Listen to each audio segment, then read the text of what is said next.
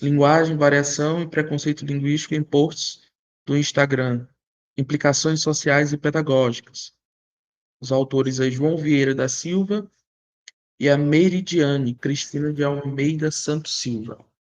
Estão aí? Estou aqui e ela também, João. Boa tarde aos colegas que estão participando. Boa tarde. Fiquem à vontade, tá? Perfeito, então. Eu estou meio que em viagem aqui, então eu estou no fundo meio improvisado, e aqui meio que está chovendo também. Então, se cair a conexão, já considerem isso, tá? Deixa eu só compartilhar aqui para a gente iniciar.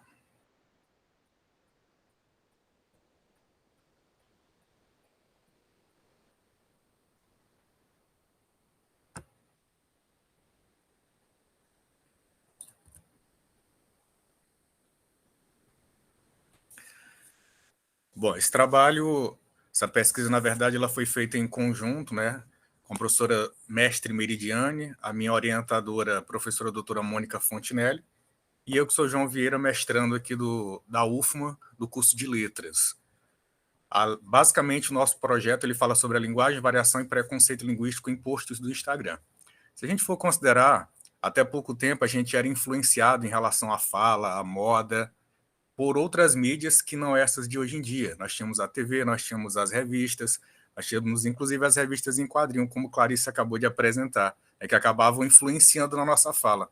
Mas hoje, com o contexto da internet e com o contexto das redes sociais, em específico essa do Instagram, a gente observa que alguns influenciadores acabam por utilizar-se da liberdade de expressão e a falta de uma regulamentação para as redes sociais que acabam interferindo, por vezes, nos direitos de outras pessoas. A gente vai ver aqui em alguns exemplos que alguns influenciadores, que inclusive são da área da educação, acabam, por vezes, denegrindo a linguagem e outros, por vezes, acabam enaltecendo. E dentro da pesquisa a gente vai observar que existe um desequilíbrio em relação a isso. A maior parte da população que é influenciada, eu coloco influenciada entre aspas, acaba seguindo mais essa ideia do estar errado, como você fala, do que, de fato, prestigiar aqueles influenciadores que trazem a ideia de que devemos, sim, valorizar as diferenças.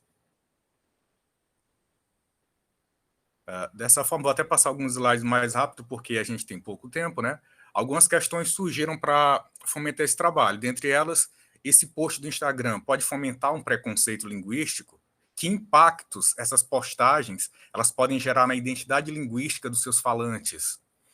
Esses posts podem ser utilizados de forma social e pedagógica, de forma a ser um instrumento de resistência ao preconceito linguístico e de condução do ensino para a língua materna? Entre as hipóteses, a gente colocou que sim, né, a produção e consumo desse conteúdo digital, ele retrata a variação linguística não padrão abertura de um lugar de fala, por vezes reconhecendo, por vezes valorizando e até empoderando os falantes de determinadas comunidades linguísticas. Colocamos também como hipóteses que esses posts podem possibilitar um maior alcance de público e, dessa forma, dependendo de como ele é trabalhado, ele pode criar e aumentar os estereótipos relacionados ao preconceito linguístico, e trazemos também a possibilidade de uso da sociolinguística na sala de aula para tentar conduzir esse ensino de língua materna, né, dentro dessa delicadeza que é você trabalhar a norma padrão, que é o que se é aconselhado, João acabava de falar sobre isso, e tentar conciliar com essa variedade que a gente sabe que é comum em todos os estados do Brasil.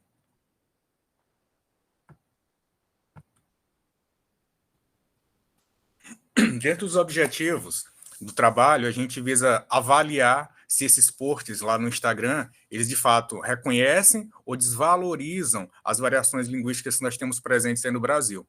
Nos objetivos específicos, a gente tenta analisar como essa diversidade linguística é retratada, como podemos fazer para combater o preconceito linguístico utilizando-se desses posts, analisar também se esses posts valorizam ou desvalorizam essas variantes e apresentar as contribuições da sociolinguística.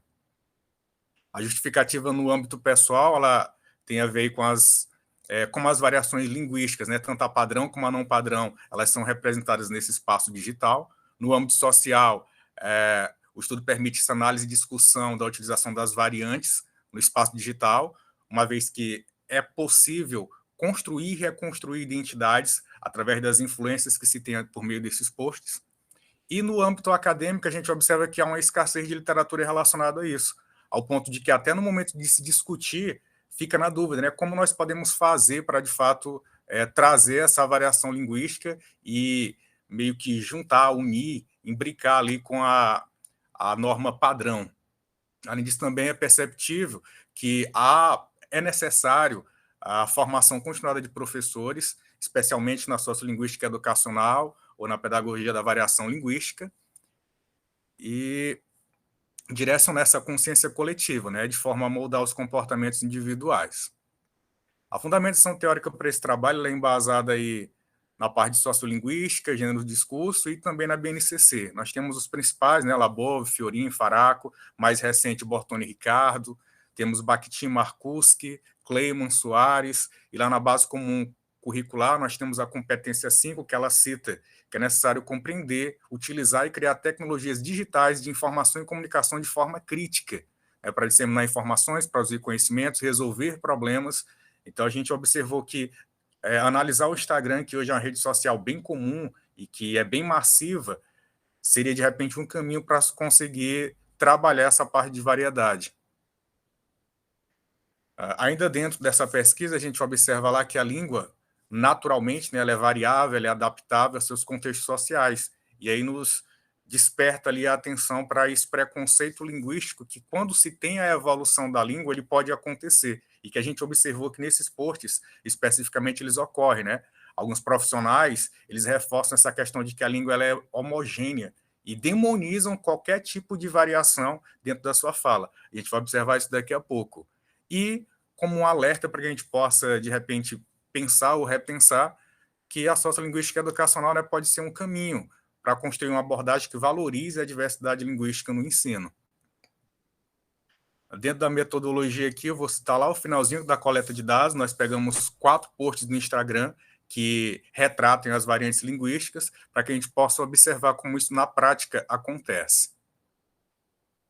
O primeiro material a ser analisado, embaixo está o QR Code, é uma influenciadora que hoje passa dos 5 milhões de seguidores e que só nessa postagem, que foi aberta uma caixinha de perguntas, ela teve mais de 120 mil curtidas, o que significa dizer que as pessoas, em algum momento, concordam, né, com o que ela falava.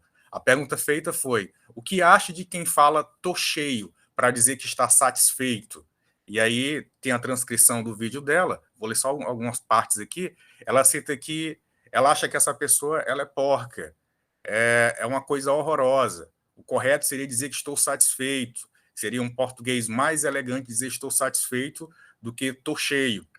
E as caras que ela faz é totalmente depreciativa em relação às pessoas que se utilizam dessa forma para falar. Em um outro momento, é perguntado também para ela se era certo falar salvo engano. E aí ela já dá aquela valorização, né, dizendo que é elegantíssimo, a pessoa que fala salvo engano está em outro nível, que nunca se ouviu essa expressão sair da boca de uma pessoa cafona. A pessoa que fala salvo engano é uma pessoa de uma certa estirpe. Então, ela sempre valoriza mais a norma padrão e totalmente desvaloriza, desprestigia a forma não padrão, né, a forma mais comum de se falar. Nesse post em específico, se observar, ela teve mais de 420 mil curtidas, que significa dizer que muitas pessoas também acabam concordando, né, acabam se levando a ser influenciadas. Por outro lado, temos também um juiz que, apesar de ter esse cargo de juiz, como servidor público que tem uma certa valorização, ele atua de forma diferenciada. Ele trata todas as pessoas que vão se aposentar com ele com um linguajar semelhante àquelas pessoas, para que elas possam, de fato, ficar à vontade e conversar. Eu vou soltar aqui só um pedacinho do áudio que ele inicia e vou passar para a transcrição. Seu Sebastião, o senhor foi escolhido como testemunha, tá bom?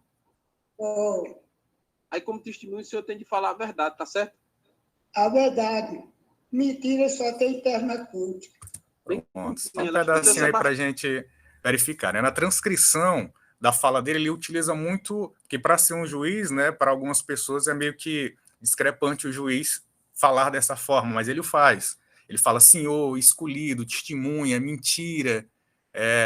não é perigoso, os bichos do mato. Então, ele acaba se tornando mais próximo ali das pessoas para que elas consigam falar o que ele precisa saber, né? Para não ter nenhum tipo de encenação. Aí tem toda a transcrição aqui dele, mas pelo tempo a gente não vai conseguir ver. Em uma matéria, ele chegou a transcrever o seguinte: nesse dia, eu quem aprendi com a testemunha, o seu Sebastião, curado de nascença contra a mordida de cobra, ele me contou sobre parte da sua experiência de vida, de um jeito leve, tranquilo e espontâneo. É disso que se trata o processo, muitas vezes reduzido a um número, mas não só um número, é a vida de alguém, a experiência de outro. Só que observando esse post dele, a gente observa lá que ele tem um pouco mais de 1 milhão de seguidores, muito menos do que a outra que mais desprestigia, né, essas variantes, e ele teve pouco mais de 53 mil curtidas nessa publicação dele em específico. Significa dizer também que as pessoas não se identificam tanto com essa forma que ele traz de valorizar aí a língua para conseguir ter uma efetividade lá no final do serviço. Nós temos também aqui um outro vídeo que eu quero, pelo menos, passar para vocês integral, creio que vai dar tempo, que é uma reescrita aí de um maranhense, né, utilizando um trecho do seriado Todo Mundo Odeia o Chris, mas colocando numa linguagem maranhês. Vamos só observar. E aí, senhor, quem é essa pequena? Maria, ela me chamou. Tradução, uma pedra. Senhor, ela tá tão ensegradinha por ti. O Greg falava isso toda vez que ele via uma pequena falando comigo. Ei, Cris, tu tem uma lapiseira para me emprestar? Aham. Senhor, ela tá tão ensegradinha por ti. E aí, pequeno? Oi. Mas, senhor, ela tá tão ensegradinha por ti, né? O Greg só falava água, mas nesse dia aí eu pensei que ele tava falando serinho, ó. Tu vai, né? Eu já tô lá, rapaz. Veja, né? Nesse caso aí, nessa transcrição, ele utilizou muitas das palavras que são utilizadas aqui no Maranhão, né? Dentre elas até algumas expressões, como só falava água, lapiseira. E o que a gente observa? Nessa postagem aqui, tiveram um pouco mais de 26 mil curtidas. Então, assim, as pessoas, quando veem que retrata a linguagem de determinado local, elas também já sentem um certo receio. Talvez porque já foram influenciadas por outras, ou porque ainda se tem essa ideia de que é errado se expressar dessa forma. E aí, senhor Neto? Na discussão e os resultados da pesquisa, a gente observa que a língua é utilizada como instrumento de comunicação, cultura, e serve como marcador, né, de identidade e registro de pertencimento. Passos, ele explica, o que é interessante até para a gente nesse contexto, é o seguinte: o ciclo de um conteúdo digital, alguém faz algo, a sociedade vê, gosta e reproduz. Outras pessoas assistem e, se gostarem, também o reproduzirão, né, que é o ciclo aí do meio digital. Em relação ainda às nossas discussões e resultados, a gente observa que esses posts podem trazer, em algum momento, a marginalização dos falantes e reforçar a ideia de incompetência linguística. Vimos isso aí no trecho lá do vídeo 1 e 2. Ela pode causar, em outro momento, alguns posts, o empoderamento, valorizando a diversidade linguística, e pode também ser utilizado de forma pedagógica, né, trazendo uma conscientização sobre essas variantes e também combatendo o preconceito linguístico. Lá na resistência linguística, podemos dizer que os textos 3 e 4, eles tratam do orgulho e aceitação, e eu vou aqui para o potencial educativo, que é um trecho lá da obra de Lima, Silva e Loureiro, que diz que os estudos apontam que os posts têm um potencial instrucional e educativo. Assim, pode ser utilizado para conscientizar sobre a diversidade linguística. E aqui tem um pouco lá, um pedaço do trecho lá que ela coloca na obra, né? Vou ler só alguns pedaços aqui. A rede social Instagram pode ser uma ferramenta para aproximar os conteúdos escolares do cotidiano dos educandos. Incentiva espaço de debate e favorece a construção do conhecimento. Para as considerações finais aqui, nós podemos dizer que esses posts no Instagram, eles podem retratar essa variação linguística, né, de forma crítica ou pejorativa, a depender da forma que se escolha reproduzir esses posts. Eles podem marginalizar ou empoderar falantes da língua e podem também ser utilizados para essa consciência, né, dentro da sala de aula, através da educação, e também utilizados para combater o preconceito linguístico. Algumas referências do trabalho que a gente fez essa pesquisa. E, por fim, o contato aí dos estudantes, pesquisadores, professores, né, e nossa orientadora também, que deu apoio para essa pesquisa.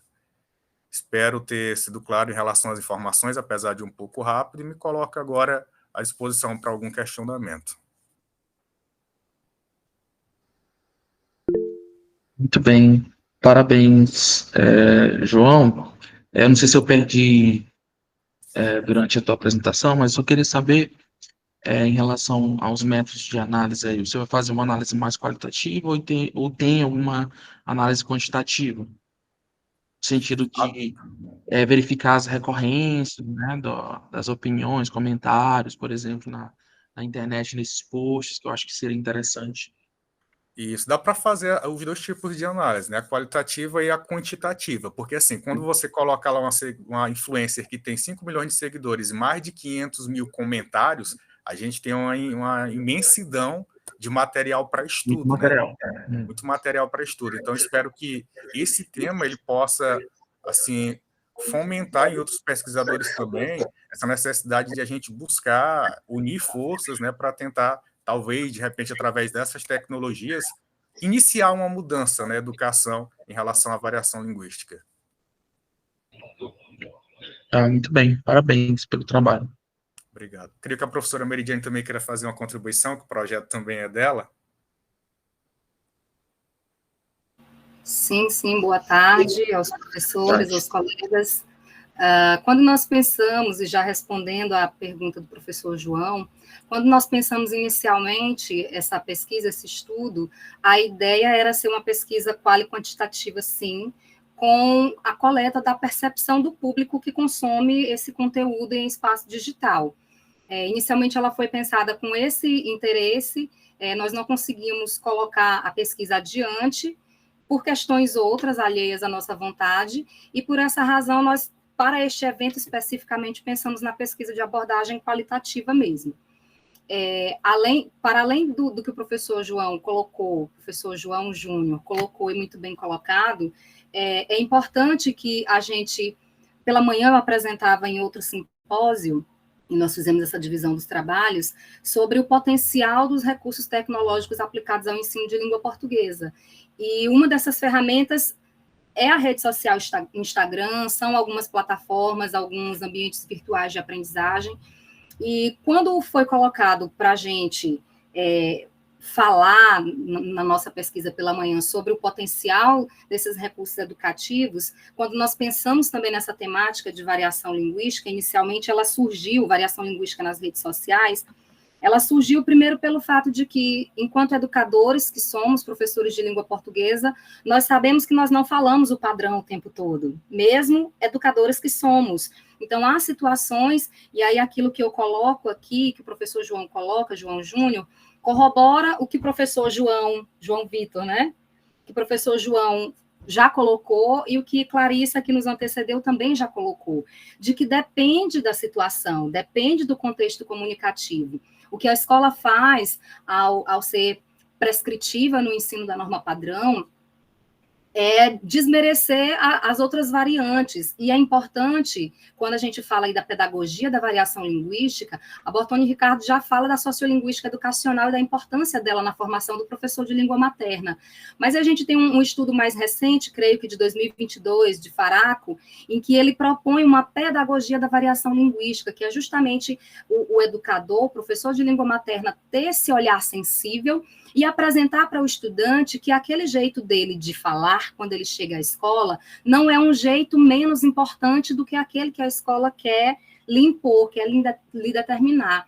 E aí a BNCC e tantas outras avaliações externas que nós temos, como o Enem, como o SAEB, aqui no Maranhão nós temos o CEAMA, né? A gente sabe que os próprios descritores da matriz de referência, eles trazem tópicos específicos voltados à variação linguística, e a gente sabe que esses exames de avaliações em larga escala, eles não trazem tanto teor gramatical. E nós não estamos dizendo com isso que aprender a norma padrão não seja importante. O que a escola precisa fazer é dizer para o estudante que o jeito dele de falar é válido, sim, mas que ele tem a possibilidade de adquirir mais uma forma, ele vai enriquecer um pouco mais para que ele é que possa escolher o que usar de acordo com a situação que lhe for conveniente. Então, nos incomodou, principalmente o texto 1 e o texto 2, que são os posts mais direcionados, tudo bem, e aí eu quero aqui abrir um parêntese, tudo bem que a pessoa que é o moderador ou a moderadora do perfil do texto 1 e 2 se caracteriza como um personagem. Ela diz que ela, na vida real, não é assim.